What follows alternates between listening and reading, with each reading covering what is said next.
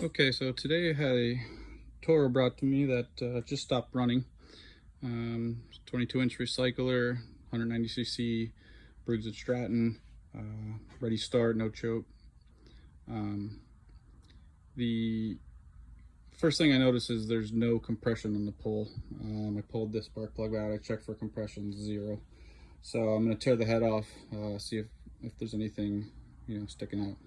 All right, so I got the head off, and sometimes what I see is the ring here, the seat pops out, but this one is in there pretty good, and that wasn't the problem. But what I noticed was the intake valve was slightly sticking out, and I could almost see daylight through there. And I checked the valve lash, and what was happening was I wasn't even getting all the way down. I wasn't even hitting the push rod. So I took the valve out, and what I noticed was right on the back here, now I sanded it and polished it a little bit, there was a ridge, and the ridge was hitting right there on the valve guide, and it wasn't allowing the valve to fully close, and I was getting a lot of blow by.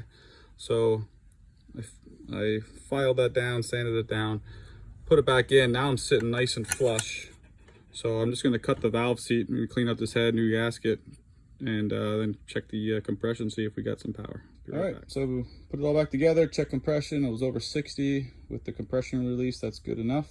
I just started it, ran for a little bit, runs a little rough, probably needs some servicing, but I'm going to see if the guy wants to go ahead and do all that. So thanks for watching.